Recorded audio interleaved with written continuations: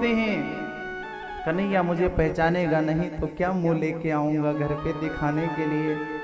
कहता तो था मैं कि ये मित्र हैं, लेकिन अगर नहीं मिला कन्हैया या नहीं पहचाना राजा है, कहीं चला गया तो दिक्कत, पहचाना नहीं तो दिक्कत। संकल्प और विकल्प करते हुए जाते, पैरों में किसी भी प्रकार का पदत्राण नहीं है, कोई खड़ाऊ भी नहीं है, बस पैदल ही पैदल निकल पड़े। भगवान का वचन है तू आवे एक पग मैं आऊं पग सात नहीं 60। कितना प्रतिशत बढ़ाया भगवान ने। इस कथा की बात चली थी तो सिर्फ मैया ग्वालियर की एक माता कथा के लिए क्या सिर्फ एकादशी उद्यापन की बात चली थी, सिर्फ एकादशी उद्यापन। लेकिन मुझे इतना भरोसा था कि मैंने कहा हम कहेंगे तो सबरी मैया तैयार हो जाएगी। हमारा इतना विश्वास था कि मेरी बात को नहीं टालेंगे, और मैंने इनसे कहा कि कथा भी करते हैं। सो मैया को कहा, मैया तैयार हो गई, और भगवान जाने कहां से बाबूजी मिल गए, नरेंद्र सिंह नेगी जी अचानक से। और धीरे धीरे ऐसे लोग जुड़ते गए, ऐसे हमारे मंदिर के सेक्रेटरी साहब सबसे पहले आए, पंडित जी हम भी, आरडी कौशिक बाबू जी को हमने कहा तुरंत, पंडित जी हम भी, सोनू प्रॉपर्टी डीलर हम भी, ऐसे ऐसे सब जुड़ते गए और यह कथा इतना विशाल रूप ले ली। हमारा मन कहीं न कहीं दब रहा था, फिर भी एक भरोसा बना हुआ था कि बैठा है ना, ये बैठा है बस। और भगवान की कृपा से आज स्वयं देख रहे हैं विश्राम दिवस में हम सभी एकत्रित हैं। तू आवे एक पग मैं आऊं पग 60। भगवान ने ये बातें बिल्कुल स्पष्ट रूप में निर्धारित कर रखी है। जब कभी मन में आपके लगे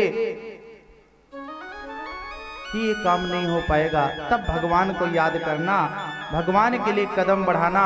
बस अनुमान लगा लेना मैंने एक कदम बढ़ाया है, भगवान ने 60 कदम बढ़ाया है। पहले यज्ञ होते थे तो घंटानाद अपने आप होता था, शंखनाद अपने आप होता था। धर्मराज युधिष्ठिर ने यज्ञ किया, घंटानाद नहीं हुआ, सो चिंता में पड़ गए। कृष्ण हमारे यज्ञ में घंटानाद नहीं हुआ, हमारे यज्ञ में शंखनाद नहीं हुआ, हमारी यज्ञ सफल नहीं हुई। क्या है बात है कि यज्ञ सफल नहीं हुई, यज्ञ में क्या कमी रह गई। सो भगवान ने कहा लगता है किसी संत ब्राह्मण ने भोजन नहीं किया। पता लगाया तो एक महाराज जी बैठे थे तपस्या करके, उनके पास गए, बोले महाराज भोजन नहीं किया आपने? तो बोले हम किसी के यहाँ भोजन नहीं करते। अरे महाराज अशुद्ध भोजन नहीं है, बिल्कुल शुद्ध भोजन। बोले हम भोजन नहीं करते। अरे कैसे करते तो होंगे भोजन, कि बिना भोजन के रहते हैं? हाँ भोजन करते हैं, हम अपने घर का भोजन नहीं। महाराज आप हमारे घर यज्ञ हुआ है नारायण का, आप संत लोग यज्ञ नारायण के भगवान के यज्ञ में ना जाएं, ऐसा नहीं हो सकता। तो बोले हाँ हम जाते हैं, लेकिन हमने संकल्प ले रखा है 1000 यज्ञों का कोई फल देगा तो हम उसके यज्ञ में जाकर के भोजन करेंगे। हम महाराज चौंक गए, बोले हैं एक यज्ञ तो पूरा हो नहीं रहा है और ये महाराज 1000 यज्ञों का फल मांग रहे हैं, कहां से ला करके दें? अरे महाराज आप भी गजब करते हो, ये कौन सी बात हुई? बोले कुछ भी हो, हमारा संकल्प है। अरे भैया हम स्वतंत्र हैं, किसी के गुलाम थोड़ी है। 1000 यज्ञों का फल दो, संकल्प लो और हम चलते हैं तुरंत।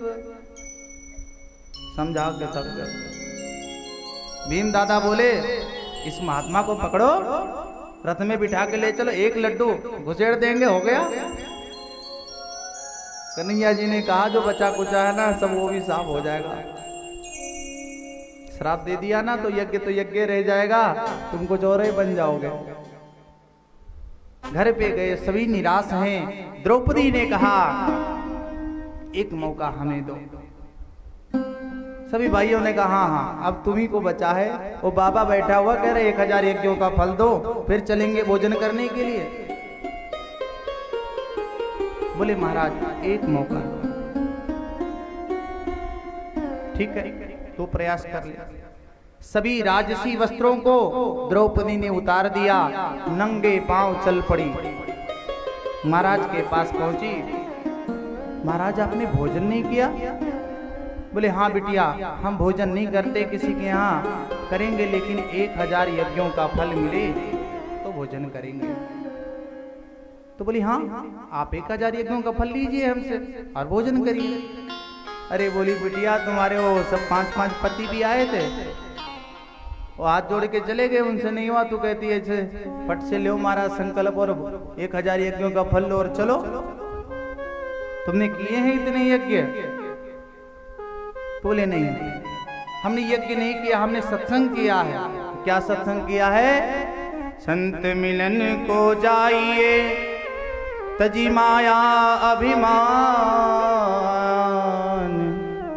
जो जो पग आगे बढ़े, कोटिन के समान।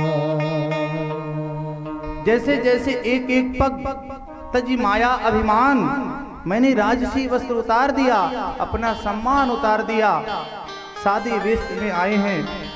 आप संतों का कहना है हमारे पास तो करोड़ों यज्ञों के फल हैं महाराज। संत ने आकर भोजन किया और घंटा नाद हो गया। इसे सत्संग कहते हैं। एक बार नारद जी दुर्योधन की सभा में गए। दुर्योधन ने पूछा भगवान क्या कर रहे हैं? तो नारद जी ने कहा भगवान सुई की जो छिद्र होती है नख, उसमें हाथी घुसा रहे। नारद जी ने जितना कहा, बोले और क्या कर रहे हैं? तो बोले एक लोटे में समुद्र भर रहे हैं। दुर्योधन ठट्ठा मार के हंसा, बोला खूब मुंह चुतिया बनाते हो, हमें खूब मूर्ख बना रहे हो। उसको मैं जानता हूं। अरे कहीं सुई की नक में हाथी घुस जाएगी, कहीं लोटे में समुद्र भर जाएगा। नारद जी ने कहा नारायण नारायण नारायण। वहां से निकले। यही बात जब पांडव की सभा में पहुंचे तो पांडव ने पूछा भगवान क्या कर रहे हैं? तो फिर यही शब्द कहा कि सुई की नक में भगवान हाथी घुसा रहे हैं, लोटे में समुद्र भर रहे हैं। तो उनका जवाब क्या था? वो भगवान हैं, कुछ भी कर सकते हैं। लेकिन महाराज कृपा करके ये बताओ ऐसा कैसे संभव हो सकता है? कितना बढ़िया शब्द है। एक होता है ठट्ठा मार के, अरे ऐसा थोड़ी हो सकता है, ये सब गलत बात है।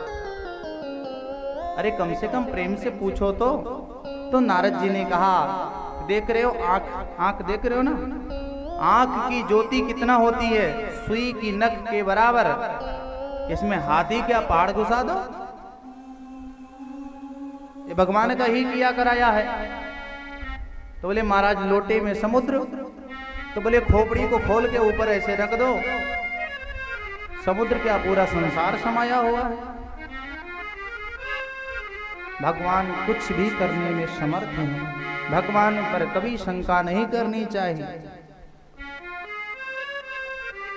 सुदामा जी रास्ते में जा रहे हैं, संकल्प विकल्प कर रहे हैं, तब तक भगवान एक केवट का रूप बना करके यमुना जी में नौका चला रहे हैं।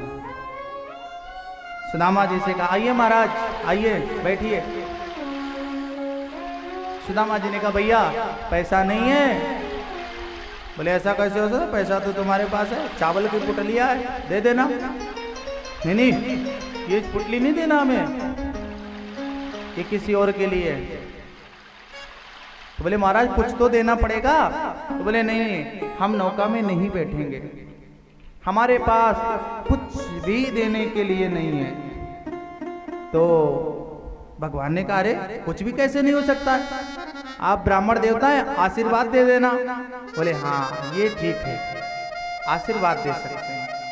तो भगवान ने नौका में बिठाया, सुदामा जी को बढ़िया से दर्शन किया ब्राह्मण देवता के, और वहीं से छूमंतर हो गए।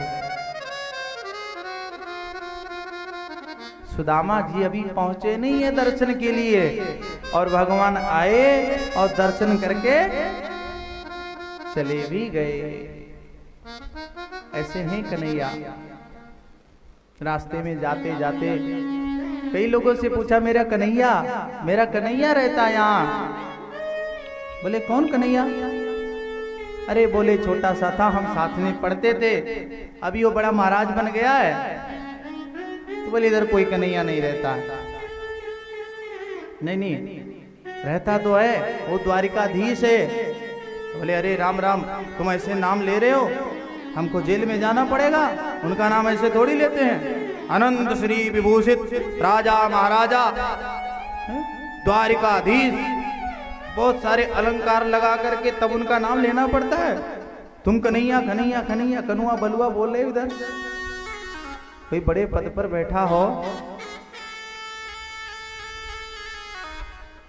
किसी का नाम था भल्लर, गांव में भल्लर, भुल्लुर नाम था, भुल्लुर। वो भूलता बहुत था, वो धीरे धीरे भुल्लुर हो गया, भुल्लुर से भानु प्रताप हो गया। भानु प्रताप, जैसे जैसे उसका कार्य बदलता है वैसे वैसे नाम बदल जाता है। सुदामा जी ने कहा तेरा होगा, मेरा तो कन्हैया है। और पूछते पूछते बोले जितने बड़े बड़े महल दिख रहे हो ना, सब उन्हीं के हैं। और धीरे धीरे धीरे घुसते घुसते घुसते और कहीं नहीं मिला सुदामा जी को, सीधा रुक्मणी जी के कक्ष में प्रवेश कर गए अंदर ही। ये भागवत की बात है, नहीं जान पाए, सीधा रुक्मणी जी के कक्ष में प्रवेश किए। ये बिल्कुल भागवत की बात है, कवियों का भाव है, उसको लेकर के हम साथ में चलते हैं। कि द्वारपालों के पास गेट पर जाकर के सुदामा जी मार्ग पूछ रहे हैं, द्वारपालों ने डांट कर वहां भगाया है। आइए उसी भजन को हम रसिया जी के मुखारविंद से श्रवण करेंगे। इसके बाद जो है सुदामा जी के चरित्र को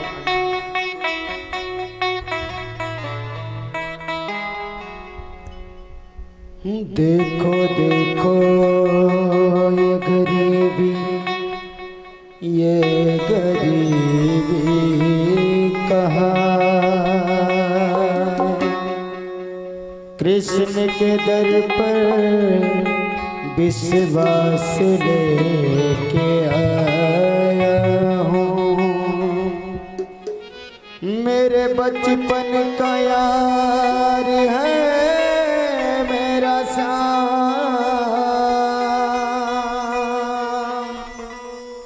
यही सोच कर मैं आस लेके आया हूँ।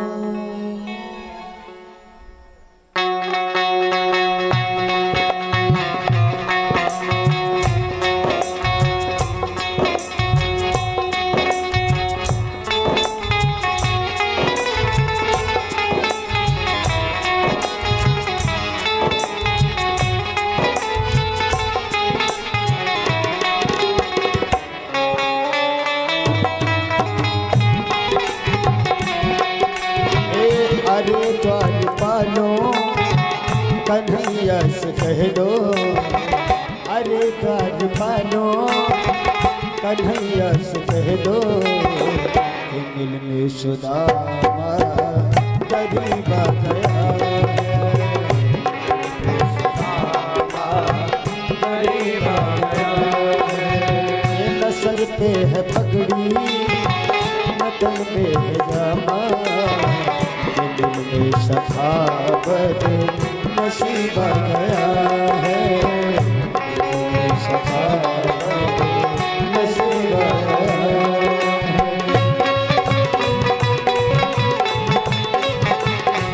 हरि बोल।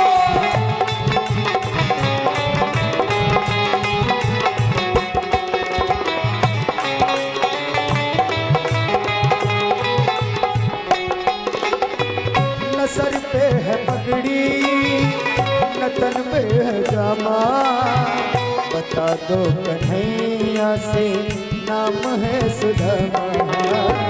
बता दो कन्हैया से नाम है सुदामा, बता दो कन्हैया से नाम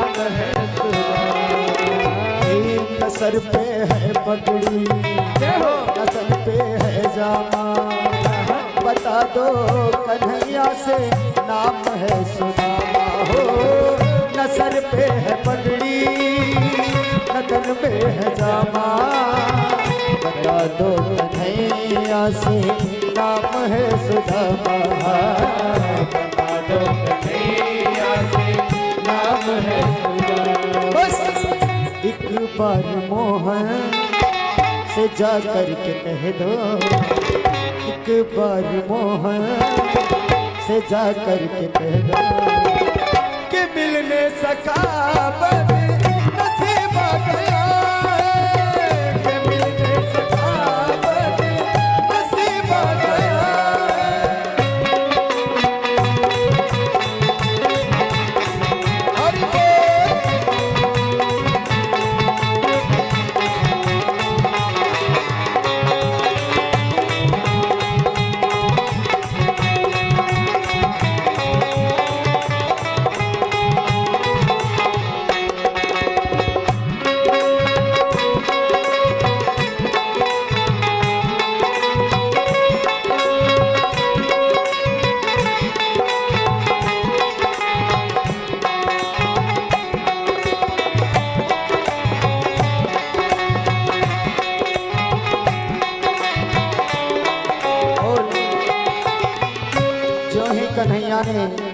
कन्हैया से द्वारपाल जाकर के कहा क्या? शीश पगाना झगा तन में, प्रभु जाने को ही बसे के ही ग्रामा। धोती फटी सी लटी दुपटी, अनुपाय उपाहन की नहीं जावा। द्वारे खड़ो दिज दुर्बल रहो चकी सो वसुधा अभिरामा। पूछत दीन दयाल को धाम, बताव तो अपनो नाम सुनामा। तो ये सुनते ही दौड़े चले आए मोहन, लगाया गले से सुदामा को मोहन। लगाया गले से सुदामा को मोहन। हाँ ये सुनते ही दौड़े चले आए मोहन, लगाया गले से सुदामा को मोहन। लगाया गले से सुदामा सुनते ही दौड़े चले आए मोहन, लगाया गले से सुदामा को मोहन। ये सुनते ही दौड़े चले आए मोहन, लगाया गले से सुदामा को मोहन। लगाया गले से सुदामा को। हुआ रुक्मिणी को बहुत ही अचंभा, हुआ रुक्मिणी को बहुत ही अचंभा। ये दाने कैसा अजब गया है, ये मेहमान कैसा अजब गया है।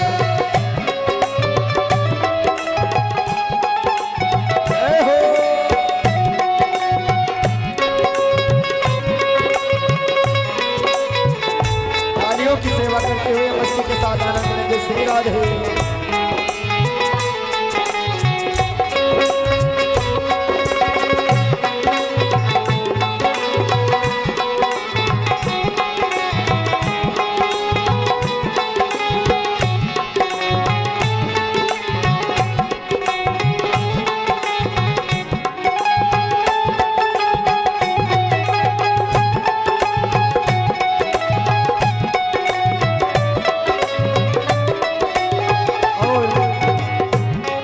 कन्हैया ने सुदामा को देखा तो आंखों में आंसू भर करके और कहते क्या है? ऐसो बेहाल विवाह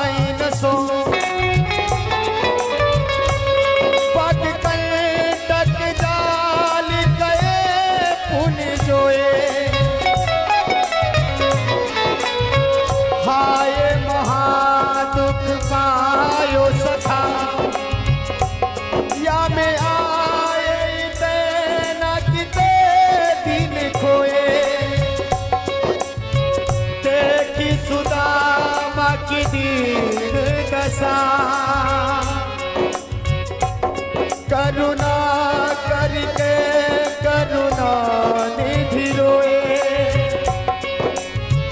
पानी परात को हाथ छुयो, नहीं नैनन के जल से पग धोए, नहीं नैनन के जल से पग धोए। तो बराबर में अपने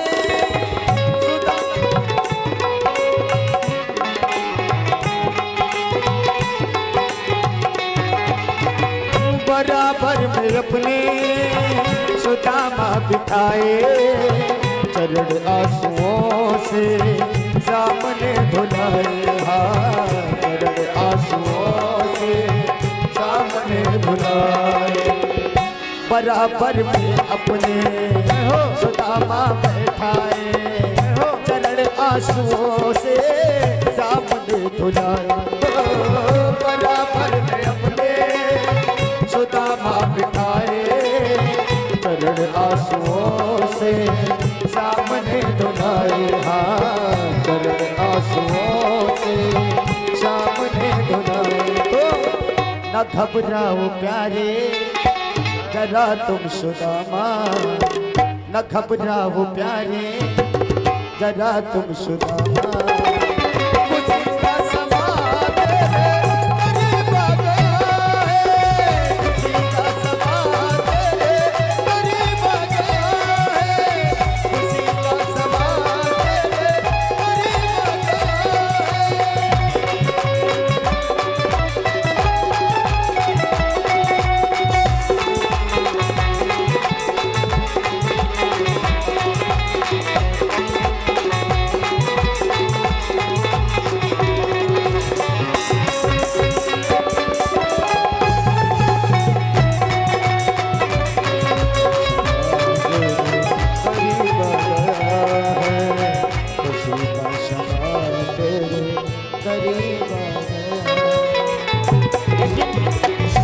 सुंदर भाव किसी कवि ने दर्शाया क्या कि जितना राधा रोई रोई कान्हा के लिए, जब कन्हैया छोड़ करके गोकुल को चले गए तो जितना राधा कन्हैया के लिए नहीं रोई, उससे ज्यादा कहीं कन्हैया आज हमारे सुदामा के लिए रो रहा है। कहना क्या कि जितना राधा रोई रोई कान्हा के लिए, कन्हैया उतना रोया रोया है सुदामा के लिए, कन्हैया उतना रोया रोया है सुदामा के लिए। जितना राधा रोई रोई कान्हा के लिए, जितना राधा रोई रोई कान्हा के लिए, कन्हैया उतना रोया रोया है सुदामा के लिए, कन्हैया उतना रोया रोया है सुदामा के लिए।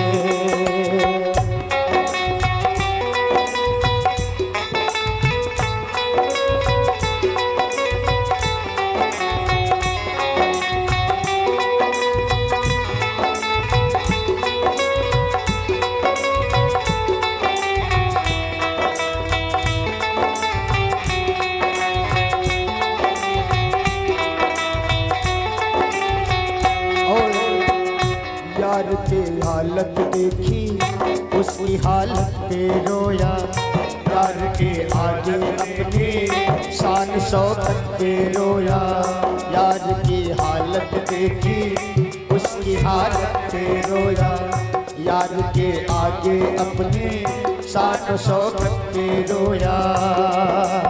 ऐसे तड़पा जैसे समा परवाना के लिए, ऐसे तड़पा जैसे समा परवाना के लिए, कन्हैया उतना रोया रोया है सुदामा के लिए, कन्हैया उतना रोया रोया है सुदामा के लिए।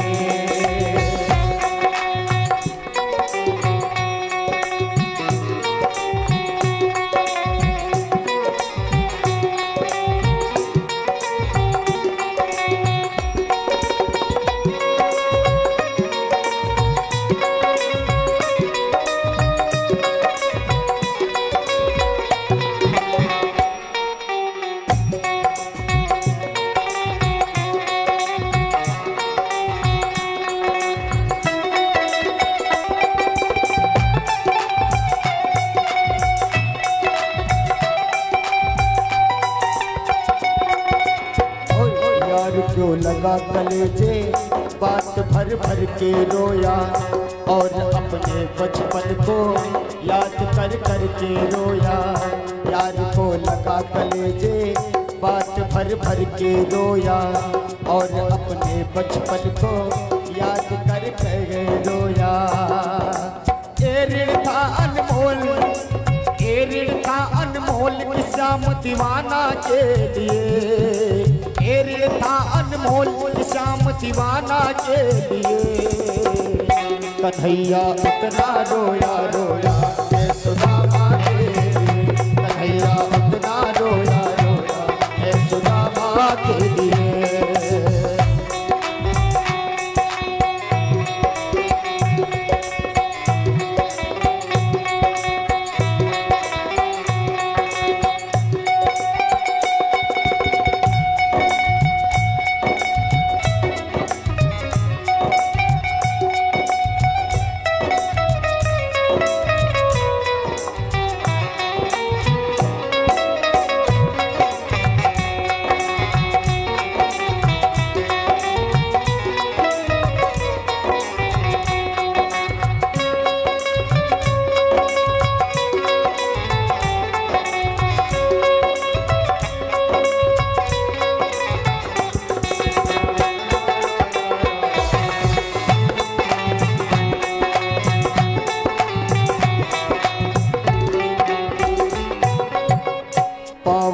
छाले देखे तो दुख के मारे रोया।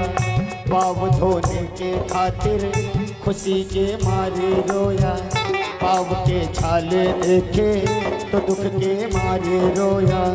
पाँव धोने के खातिर खुशी के मारे रोया। आंसू से भर पाई, आंसू से भर पाई बस हर जाना के लिए।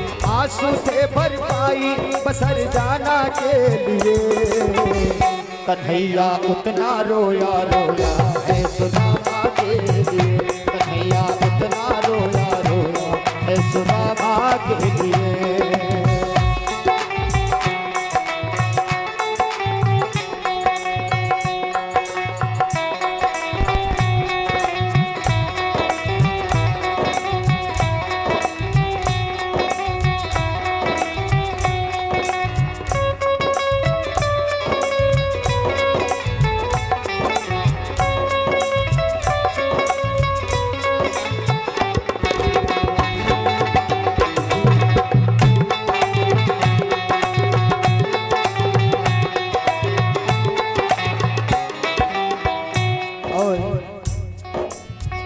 उसके आने से रोया, उसके जाने से रोया।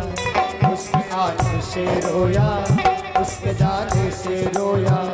ओ के गद गद चावल के दाने दाने पे रोया। ओ के गद गद चावल के दाने दाने पे रोया। बनवारी वो रोया, बनवारी वो रोया बस याराना के लिए। कहते हैं कि जे न मित्र दुख हो ही दुखारी, तिन्हि बिलोकत पातक भारी। और निज दुख गिर कहूँ रज समझाना, मित्रक दुख रज मेरु समाना। तो कहना क्या कि बनवारी वो रोया, बनवारी वो रोया बस याराना के लिए। कन्हैया उतना रोया रोया है सुदामा के लिए।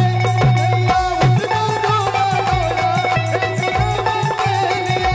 कन्हैया उतना रोया रोया है सुदामा के लिए। सुदामा के लिए।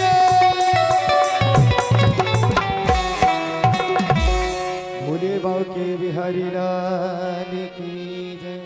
बोले दीन बंधु भगवान की जय। पूछत दीन दयाल को नाम, बतावत अपनो नाम सुदाम। धोती फटी हुई है, सिर पर कुछ नहीं है, चरण पादुका आपने कभी गरीबों को देखा होगा तो समझो यहाँ पर वैसा दृष्टांत सिर्फ दिया जाता है। मैंने पहले ही कहा भगवान सुदामा जी किसी प्रकार गरीब नहीं है, लेकिन उनको बाहर से देखने वाले लोग ऐसा ही समझ रहे हैं, क्योंकि आध्यात्मिक दृष्टि से नहीं देख पा रहे हैं। और जैसे ही भगवान ने सुना सो दा माँ, ये 3 शब्द सुनते ही ऐसे भागे हैं कि पटका भी नहीं डाला है। श्रृंगार कर रही थी देवियां, सबको छोड़ करके भगवान भागे। सब द्वारपाल उनके पीछे पीछे, सभी माताएं पीछे पीछे, और आ करके सुदामा जी को इतने तेज से अपने से चिपका लेते हैं, क्या बताएं। भागवत में लिखा है कि भगवान धीरे धीरे धीरे सुदामा जी को छोड़ रहे हैं। क्यों? उनको लग रहा है कहीं मैं कसके तो नहीं पकड़ लिया। सुदामा जी बहुत कमजोर हो गए, इसलिए बड़े आराम आराम से छोड़ दिया अपने आप से, और हाथ पकड़ के ले जा रहे हैं। अपने सिंहासन पर बिठा दिया, चरणों में बैठ गए। अपने पीतांबर से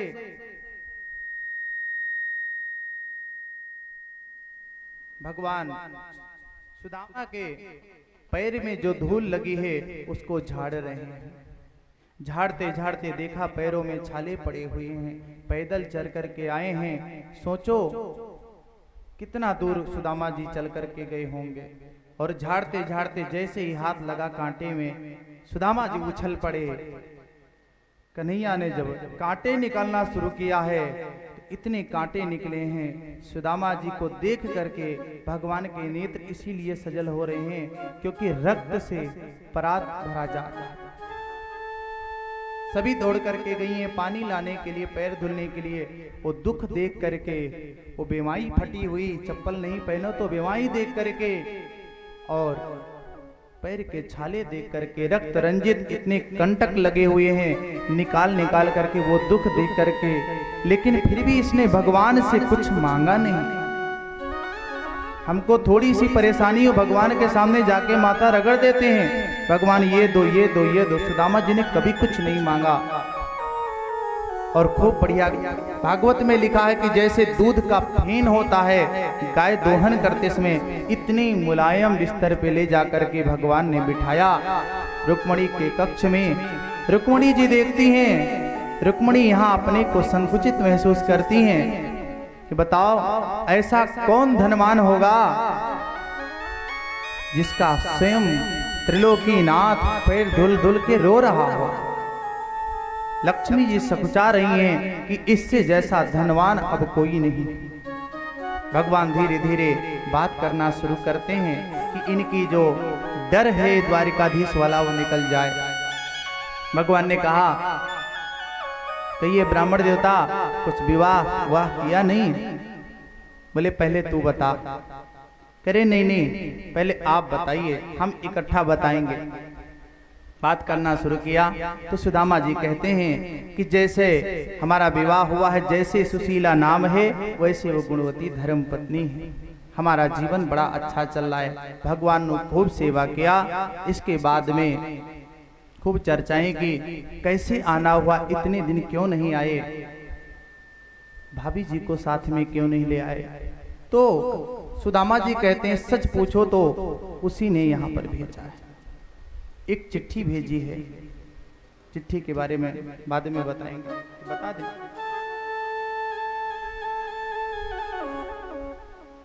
चिट्ठी में लिखा है कि भगवान हमारे घर में एक माह द्वि पक्ष में द्वि एकादशी हो, पर मेरे घर में हर दिन एकादशी होती है, हर दिन एकादशी होती है।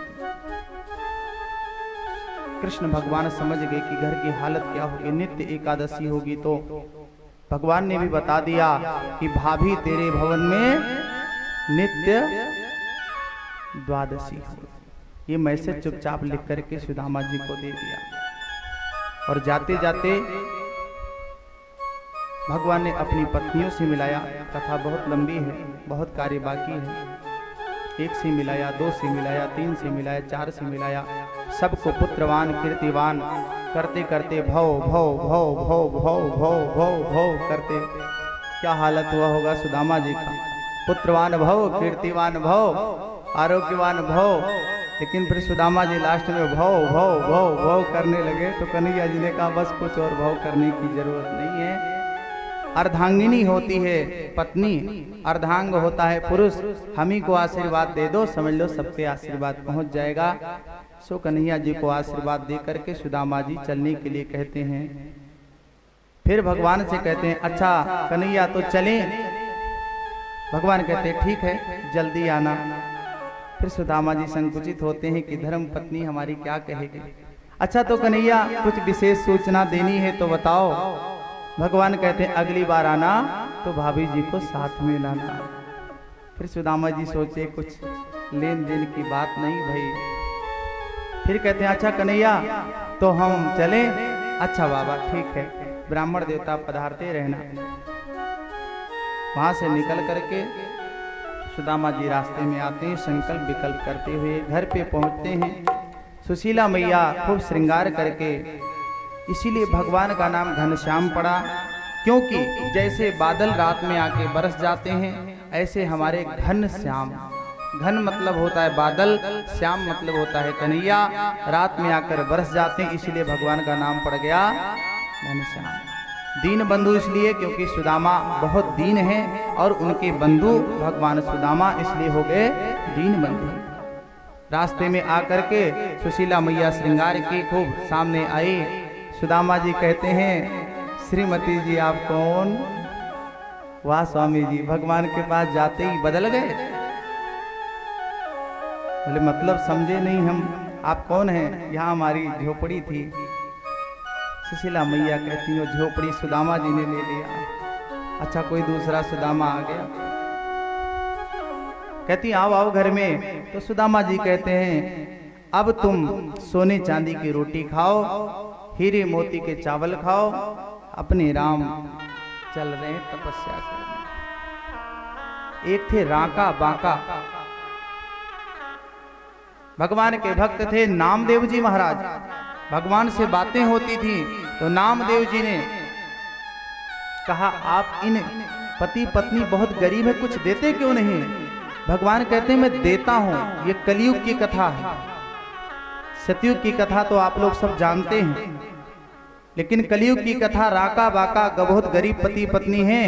नामदेव जी ने कहा कुछ दो इनको। भगवान ने कहा नहीं लेते हैं। रास्ते में सोने के सिक्के भगवान ने एक पोटली में गिराए, एक दो सिक्के बाहर भी गिरा दिए। राका बाका देख करके,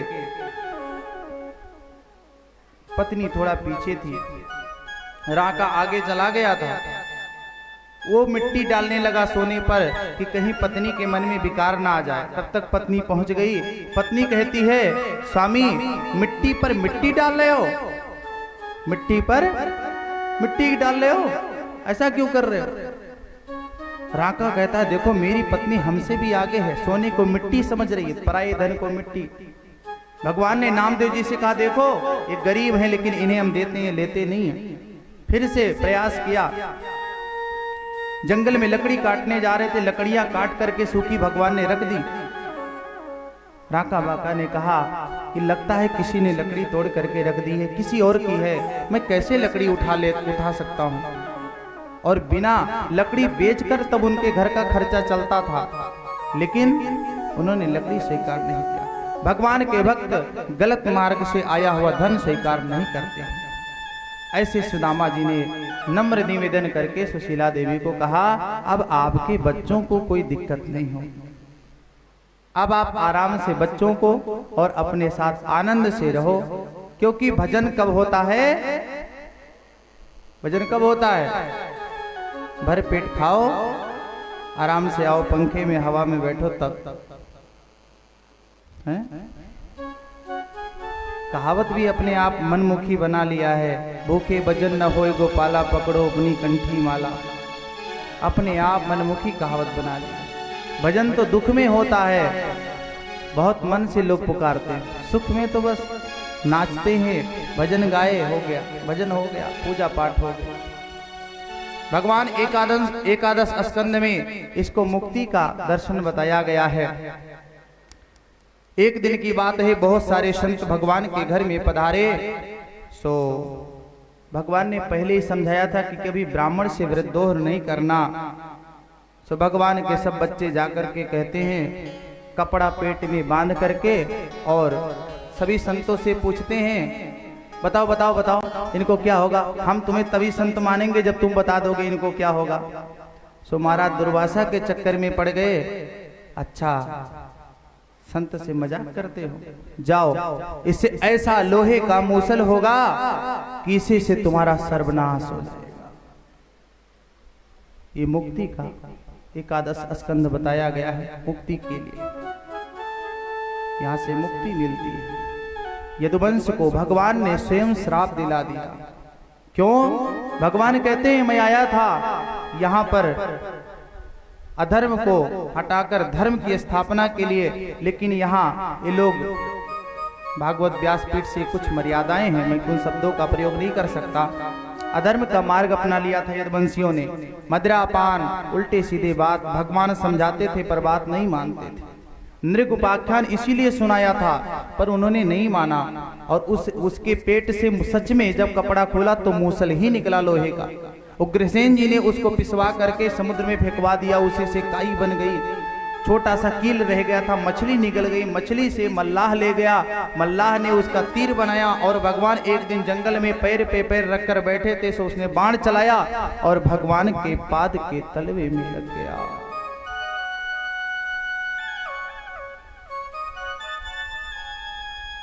भगवान उसी बाण को स्वीकार कर आकर के शिकारी तेज से चिल्लाता है, नहीं महाराज हमने जानबूझ के नहीं मारा है। भगवान कहते हैं नहीं नहीं, कोई पाद के तलवे में बाण लगने से कोई जाता नहीं है, हमने स्वीकार किया है। अर्जुन थे, अर्जुन को भगवान ने बहुत सारी शिक्षाएं देकर के बताया कि आज के 7 दिवस पर्यंत द्वारिकापुरी जल में डूब जाएगी। भगवान की 8 पटरानियां भगवान के साथ सती भई, 16,100 रानियां सबको साथ लेकर अर्जुन जा रहे थे। भीलों ने सभी पत्नियों को छीन लिया, अपनी पत्नी बना ली, लेकिन कुछ नहीं कर पाए अर्जुन के बाण और अर्जुन की शक्ति। वहीं पर महसूस हुआ अर्जुन को कि मेरी ताकत, मेरा सब कुछ नहीं था, जो था भगवान का दिया हुआ था। द्वादश स्कंद में कलयुग का वर्णन आया है। आप सब लोग जानते हैं, विधवन के श्रृंगार नवीना, सौभागिनी विभूषणहीना, नारी मुई सब संपत्ति नासी, मूड मुड़ाए होए सन्यासी। सब कुछ बता दिया गया। माँ नहीं मात पिता नहीं देवा, साधुन सन करवावे सेवा। ये सब कलयुग का वर्णन किया गया है। और पंडित ब्राह्मण केवल जनेऊ का धागा पहनकर कहेंगे कोई कुछ नहीं होता, गोत्र प्रवर शाखा कुछ नहीं होता, बस हम पंडित जी हम भी हैं। आज भी कई लोग ऐसे शब्दों का प्रयोग करते हैं। जब उनसे कोई चर्चा हो, पंडित नहीं हम भी पंडित हैं, हम भी पंडित हैं। सत्य असत्य विवेचना इति पंडिता। पंडित कौन है? जो सत्य और असत्य का सही सही परिभाषण कर सके, वो पंडित है। वेद पठेत भवेद विप्रा, जो वेद को पढ़ता है वो विप्र है। कर्मणे द्विज उच्यते, जिसका यज्ञ उपवीत संस्कार हुआ है वो द्विज है। सबको एक जैसा हमने मान लिया है। सबके अलग अलग विशेषताएं हैं। ज्योतिषाचार्य, व्याकरणाचार्य, साहित्याचार्य, भागवताचार्य, हम सभी को एक ही मान लेते हैं। और एक ही मानने पर हमें कुछ प्राप्त नहीं होता, और जो जिसकी विशेषता है उसका सम्मान उसे हम दे नहीं पाते हैं, उसका सम्मान ही उसे नहीं दे पाते। और जिसमें विशेषता नहीं है, सब कुछ अकेला बना बैठा है, उसको हम पूरा सम्मान देते हैं। विशेषताएं सिर्फ एक चीज की होती हैं। फिर बताया भगवान ने कलयुग की 4,32,000 वर्ष आयु है, जिसमें से 5600 वर्ष व्यतीत हो रहे हैं लगभग, और 4,32,000 वर्ष पूरा होने पर संभल जिले में भगवान का कल की अवतार होगा। वहां पर आज भी ब्राह्मण देवता तपस्या कर रहे हैं, वहीं पर भगवान का अवतार उन्हीं के घर में होगा, तपस्यारत हैं। ऐसा सुंदर 18,000 श्लोकों को सुखदेव जी ने परीक्षित को सुनाया और कहा अब अपने राम चलते हैं। जैसे ही चलने के लिए कहा, परीक्षित ने चरण पकड़ लिए, महाराज आप छोड़ के जाओगे, तक्षक आएगा मुझे काट लेगा, मैं मर जाऊंगा। आज 7वां दिन है, तक्षक अभी आएगा, मुझे काटेगा और मैं मर जाऊंगा। सुखदेव जी का बड़ा क्रोध आया। अरे मूर्ख, 7 दिन से कथा सुना रहे हैं, अभी भी तू मरने के लिए कह रहा है? महाराज डर तो लगता ही है। उन्होंने कहा मटका किससे बना? परीक्षित ने कहा मिट्टी का। तो उन्होंने कहा टूटेगा तो कहां जाएगा? तो बोले मिट्टी में मिल जाएगा। तो बोले कौन कहां से आया, कौन कहां से गया? एक बंदर था। बंदर ने मटके में हाथ डाला, दोनों खाली, अंदर चना रखा था, दोनों हाथ में भर लिया। अब उसका हाथ मटके से नहीं निकले। सो कहता है मटके ने मुझे पकड़ लिया, मटके ने मुझे पकड़ लिया, लेकिन वो हाथ खाली नहीं करना चाहता। जो हाथ में चना है वो छोड़ना नहीं चाहता और कहता है मुझे मटके ने पकड़ लिया। आपको कोई नहीं चाहता है, मैं 7 दिन से यही कह रहा हूं। हमारे आपके जैसे लोग बहुत हैं, बहुत हैं, कोई किसी को नहीं मानता है, समय मनवाता है। जिस पर गोविंद की कृपा है वो गूंगा बोलने लग जाता है और लंगड़ा पहाड़ पे चढ़ जाता है। बस समझो सब कुछ भगवान की कृपा से संपन्न हो रहा है। आइए भगवान से एक ही निवेदन करें, पश्चात सम्मान समारोह हम शुरू करेंगे।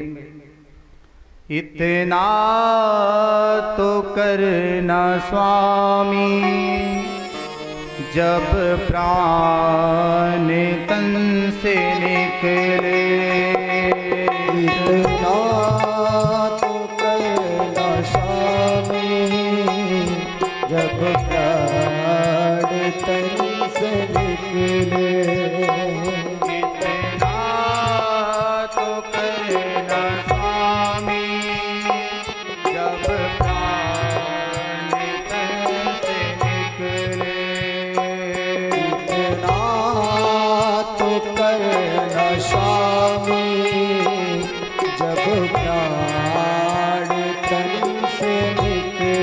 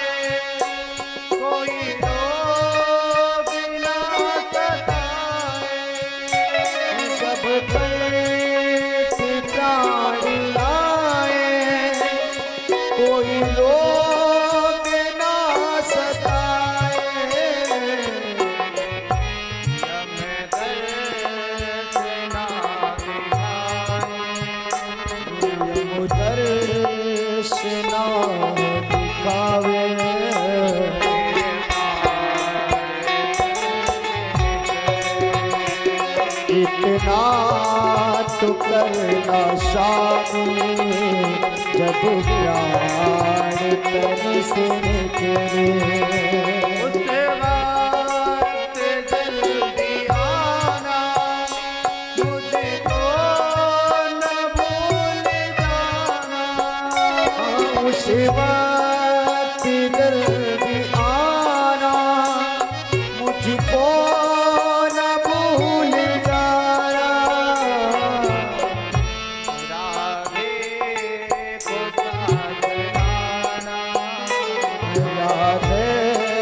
को साथ लाना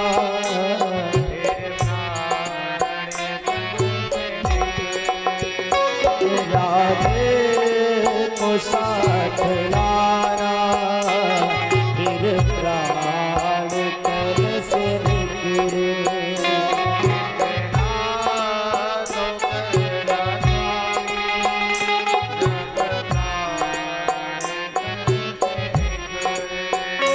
इतना तो करना स्वामी जब प्राण तन से निकले।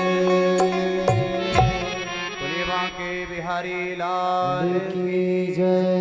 जय जय श्री श्री राधे जय श्याम श्री राम हे जय श्री राम। आप सभी लोगों को श्लोक नाम संकीर्तनम यस्य बुलवाएंगे। आइए उससे पहले उन सभी लोगों का हम सम्मान करना चाहते हैं जिन लोगों ने इस कथा में तन से, शरीर से, धन से, रुपया पैसा से अथवा मन से या मार्गदर्शन के रूप में या हमें कथा के अलावा भी आगे पीछे से हर तरह हमारे कथा या मंदिर से जुड़े हुए किसी भी प्रकार के धार्मिक अनुष्ठानों के लिए सदैव तत्पर रहते हैं। जिस प्रकार उन्हें ठाकुर जी ने उन्हें बनाया है, हम उनके लिए विशेष रूप से उनका सम्मान करना चाहते हैं। इसके लिए परम आदरणीय रोहिणी धार्मिक सेवा समिति के सेक्रेटरी श्रीमान सुनील द्विवेदी जी एवं कोषाध्यक्ष गोयल साहब साथ में आकर के आप कुर्सी लगाएं यहाँ पर एक कुर्सी लगाएं गोयल साहब जी के बैठने के लिए और आप बोलते जाएंगे। आपकी निगरानी में ये कार्य होता जाए। वयोवृद्ध हैं, इनका साथ लेकर के अगर हम कोई कार्य करेंगे तो बड़ा अच्छा होगा। रोहिणी धार्मिक सेवा समिति के अध्यक्ष श्रीमान पीटी अग्रवाल जी का स्वास्थ्य कल ठीक नहीं था, लेकिन देखो ठाकुर जी की कृपा से आज इन्होंने ऐसी स्थिति में भी आने के लिए प्रयास किया। आपका बहुत बहुत धन्यवाद। हमारे बीच में परम आदरणीय आपके चहीते कई बार जिन्होंने भागवत का आयोजन किया है, कई 2-2.5 साल 3 साल तक लगभग लगातार हर महीने सुंदरकांड का पाठ करते आ रहे हैं। वीर जी बग्गा हमारे मध्य में विराजमान हैं, इनके लिए ताली बजाएं, इनका स्वागत करें, क्योंकि ऐसे धर्म संस्थापना के लिए ऐसे लोगों का होना समाज में बहुत जरूरी है। आइए हम सेक्रेटरी साहब के पास चलते हैं। जय श्री राम। जय श्री कृष्ण। मंच पर आसीन व्यास रूप पंडित कृष्णानंद जी महाराज को नमन और आप सबको नमन। अभी मौका मिला है तो जरा 2 शब्द बोलना चाहूंगा। कृष्णानंद जी, नाम ही कृष्णानंद है, कृष्ण और आनंद। कृष्णानंद, कृष्ण और नंद, मतलब क्या क्या कॉम्बिनेशन है। कृष्ण भी, नंद, आनंद भी, कृष्ण और नंद भी। और उम्र अभी 26-27 साल की है, उसमें इतना ज्ञान, इतना बढ़िया कथा का बोलना बहुत ही अच्छा, बहुत ही सुंदर। भगवान आपको यश दे, कीर्ति दे और आप बहुत तरक्की करें। आप इनके लिए जोरदार तालियां बजाएं, जोरदार तालियां। धन्यवाद। 7 दिन में अपनी मीठी वाणी से अच्छे अच्छे भजनों का जो गायन कर रहे हैं रसिक जी और साजिंदे, इतना बढ़िया, इतना इंटरेस्टिंग कथा को बनाया है, उनके लिए भी एक बारी तालियां बजाएं। आपने बहुत दिन कथा सुनी है, थोड़ी मैं तालियां बजवाऊंगा आपसे जरा। और मुख्य जजमान, 2-3 मुख्य जजमान हैं, 3-4 जो भी हैं, सबके लिए एक बारी तालियां बजाएं। और देखिए, कोई भी कथा श्रोता के बिना नहीं पूरी होती, तो एक बारी अपने लिए भी तालियां बजा ली।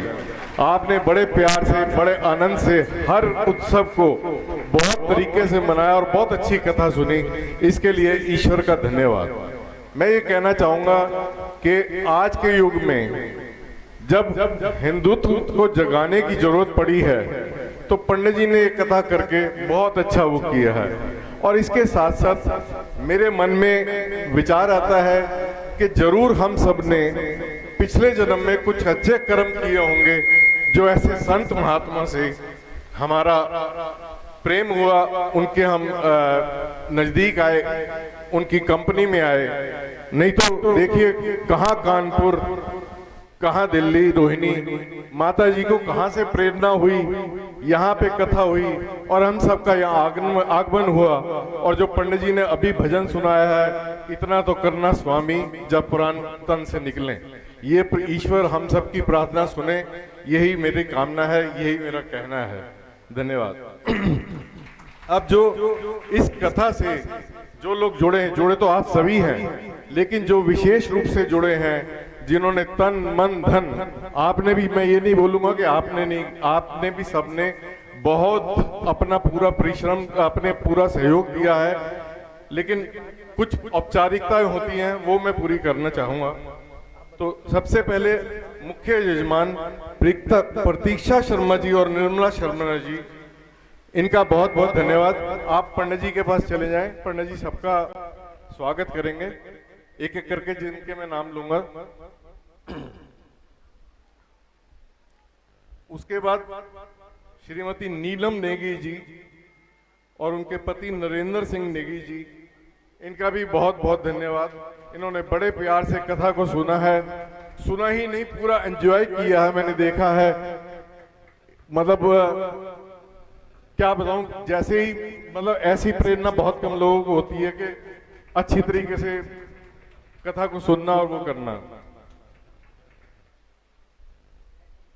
इसके बाद संध्या सिंह जी, पत्नी ब्रिजभान सिंह जी और मां रामा देवी जी ग्वालियर से जो हैं, इनका भी बहुत बहुत धन्यवाद।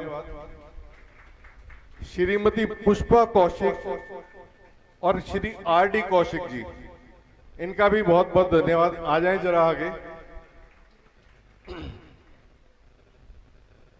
अमन अनेजा जी अगर हैं, अनेजा, अमन अनेजा जी, अनिल जी महाजन, श्रीमती मोनिका महाजन, श्री संदीप शर्मा, सोनू प्रॉपर्टी,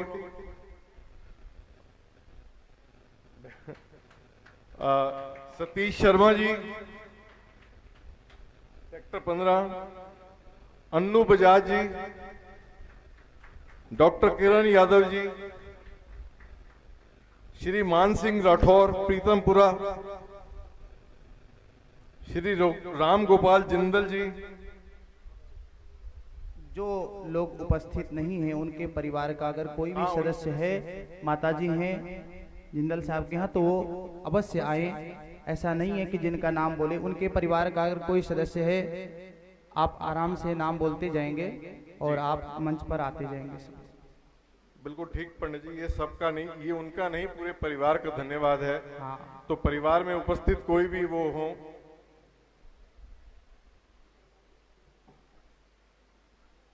अविनाश गोयल जी, डॉक्टर राकेश रावत जी,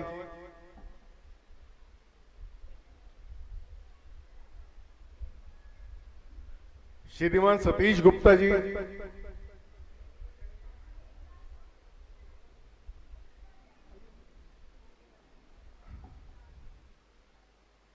हमारे मंदिर के स्तंभ श्री M.K. गर्ग जी, श्री गिरीश जी, मंच पर विद्यमान हमारे बाबूजी श्रीमान सतीश गुप्ता जी मंच पर ही विराजमान हैं पहले से। अच्छा।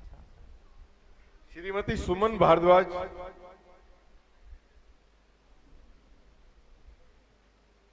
निर्मल भारद्वाज जी की जेठानी जी। जेठानी जी कहाँ हैं? कोई नहीं, आप ले लीजिए उनके लिए। श्रीमती रेखा जी गाजियाबाद से, नेगी जी की सहेली। श्रीमती कांता दास, श्रीमती कुसुम जोशी और श्रीमती राणा जी, आशा राणा जी।